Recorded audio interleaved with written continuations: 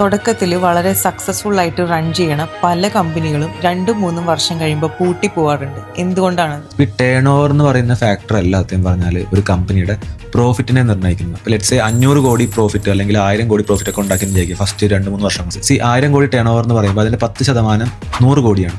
ഈ 100 കോടി പ്രോഫിറ്റ് ആണെന്ന് വിചാരിച്ച് ഒരുപാട് മാർക്കറ്റിംഗ് എക്സ്പെൻസിലേക്ക് നിങ്ങൾ ഇറങ്ങിയാൽ ഫൈനാൻഷ്യൽ മിസ്മാനേജ്മെന്റ് ആണ്. ഇപ്പോൾ നമുക്ക് ബൈജൂസ് ലേണിംഗ് ആപ്പിന്റെ കാര്യം അറിയാം. സോ അവർ ചെയ്ത് എന്താന്ന് പറഞ്ഞാൽ ഇത്രയും ടേൺ ഓവർ ഉണ്ട്, ഞങ്ങൾക്ക് വലിയ ടേൺ ഓവർ ഉണ്ട്, അപ്പോൾ നമുക്ക് അതിനനുസരിച്ചുള്ള പ്രോഫിറ്റ് ഉണ്ടാകും എന്ന് വിചാരിച്ചിട്ട് അവർ ഒരുപാട് മാർക്കറ്റിങ്ങിന് അവർ സ്പെൻഡ് ചെയ്തു.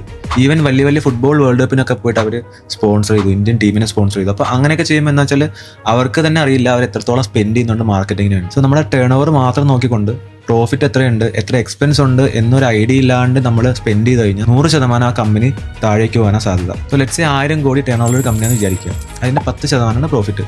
ഈ 10% പ്രോഫിറ്റിൽ നമ്മൾ ബ്രാക്കറ്റ് ഇട്ട് അതിന്റെ പകുതി എമൗണ്ടിൽ കൂടുതൽ ഒരിക്കലും എക്സ്പെൻസിലേക്ക് പോകാതെ അൽഗോരിതം സെറ്റ് ചെയ്ത് വെച്ച് കഴിഞ്ഞാൽ ഒരു കാരണവശാലും നമ്മൾ ഈ 5% കൂടുമ്പോഴത്തേക്കും നമുക്ക് മനസ്സിലാവും നമ്മൾ എക്സ്പെൻസ് എക്സീഡ് ആയിക്കൊണ്ടിരിക്കുകയാണ്. അപ്പോൾ നമുക്ക് സ്റ്റോപ്പ് ചെയ്യാൻ പറ്റും. അപ്പോൾ എല്ലാ കമ്പനികൾക്കും അങ്ങനെ ഒരു ട്രാക്ക് ഉണ്ട്. പ്രോഫിറ്റും എക്സ്പെൻസും ട്രാക്ക് ചെയ്ത് പോകുകയാണെന്നുണ്ടെങ്കിൽ ഒരു കമ്പനിയും പൂട്ടി പോകില്ല. ഇത് ചെയ്യാതെ ഫൈനാൻഷ്യലി മിസ്മാനേജ്മെന്റ് ചെയ്ത് പോകുന്നതുകൊണ്ടാണ് പല കമ്പനികളും പൂട്ടി പോകുന്നത്.